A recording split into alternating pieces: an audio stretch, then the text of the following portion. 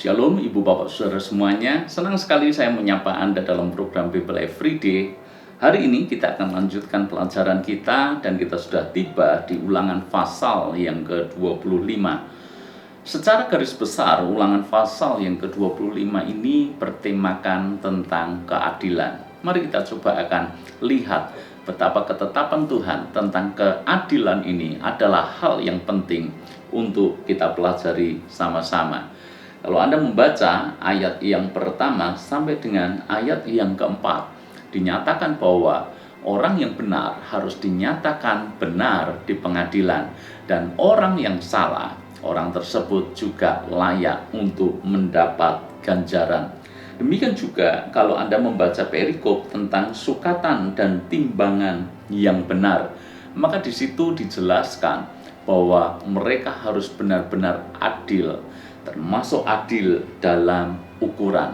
Tidak boleh mengambil keuntungan secara pribadi dan merugikan orang lain dengan memanipulasi timbangan dan seterusnya. Lalu kemudian ada yang menarik juga tentang keadilan ini. Perhatikan ayat yang keempat.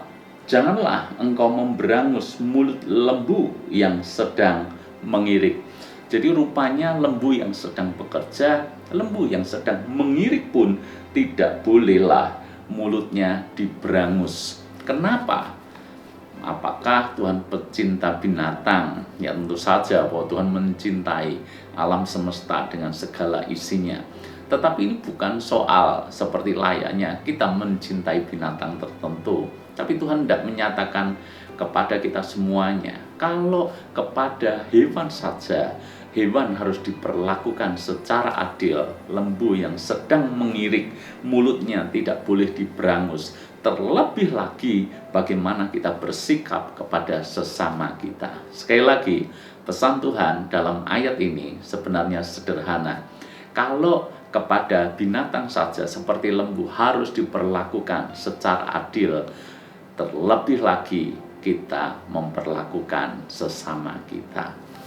Sayangnya banyak kita jumpai orang-orang yang tidak bersikap adil kepada sesamanya. Bahkan ada kecenderungan orang yang kuat menindas orang yang lemah. Orang yang punya power, dia gunakan powernya itu untuk bersikap semena-mena kepada orang yang tidak berdaya. Jadi orang sudah lemah, orang sudah tidak berdaya, kelompok orang miskin malah ditindas habis-habisan. Orang Kristen mestinya menerapkan prinsip cinta kasih. Cinta kasih diwujudkan dalam ketidaksemena-menaan. Prinsip cinta kasih harusnya diwujudkan dalam bersikap adil. Hal-hal seperti ini bisa kita jumpai di banyak hal. Misalnya dalam dunia pekerjaan, berlakulah adil kepada karyawan kita, berlakulah adil kepada pekerja kita.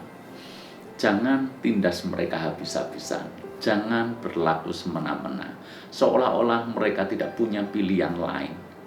Ingatlah bahwa di atas semuanya itu kita masih punya Tuhan. Tuhan kita adalah Tuhan yang adil, Bapa di surga. Kalau kita memperlakukan pekerja kita dengan tidak adil, jangan pernah lupa, kemarin kita sudah belajar, apa yang kita tabur itulah yang akan kita tuai. Maka bisa juga kita akan mengalami ketidakadilan dalam hidup sebagai akibat tuaian dari ketidakadilan yang kita terapkan kepada orang-orang lemah. Ibu bapak saudara semuanya, Tuhan kita Tuhan yang adil, Tuhan yang mengasihi sesama, Tuhan yang begitu peduli dengan keadaan mereka. Jadi bukankah kita harus sama, semakin mirip dengan Kristus? Kita harusnya bersikap adil kepada mereka, memperlakukan mereka dengan baik. Tuhan berkati.